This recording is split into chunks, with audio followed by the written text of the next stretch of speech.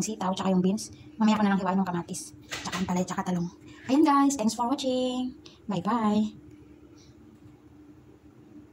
Guys, ayan, meron na tayong naidagdag na talong. Ayan, ang laki ng talong guys, in fairness. O diba, tsaka may dalawang kamatis. Ayan, sana ganyan kalaki yung talong. Yung talong, joke lang. Ayan, tsaka meron tayong okra. Diba, ang sarap to iihaw. Kasi lang ilagay natin sa pakbet. Ako ang magluluto ng pakbet ngayon. Ayan guys, thanks for watching. Ayun guys, magluluto tayo ng pinakbet. Ito yung bagoong natin. Tsaka yung bawang sibuyas, tsaka luya.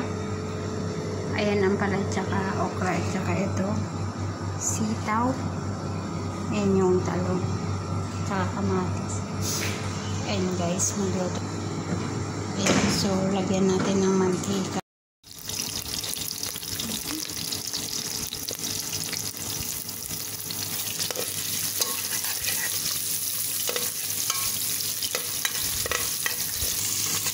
Ayan, igisa natin yung bawang, sibuyas, saka luya. At saka yung kamatis.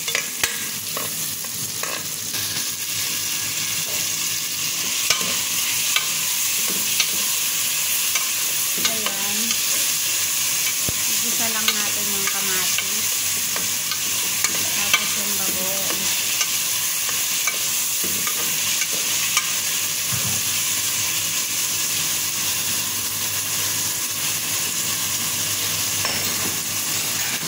Ayan, so lagyan natin ng konting bagoong. Saka natin ilagay. Saka natin ilagay yung gulay.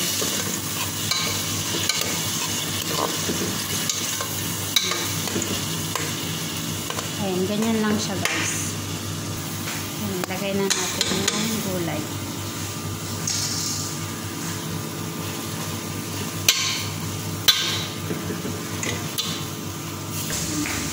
Ayan, ilagay na natin ang ating ampalaya at saka ang ating talong. Ilagay na natin yung talong. Malalaki kasi yung talong guys, kaya ano, ganyan lang. Pero nahati-hati naman siya, nahati. Ayan, ganyan lang siya. Santayin lang natin na maluto.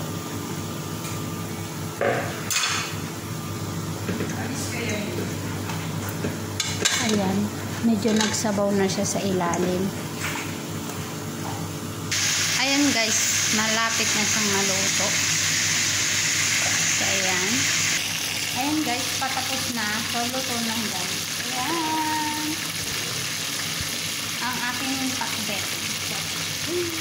Ayan guys, thanks for watching. Ayan guys, kain po tayo ng ng pakbet. Ayan yung niluto naming pakbet. Niluto ko pala. So ayan, kain tayo. Wala lang sahog kasi bawal.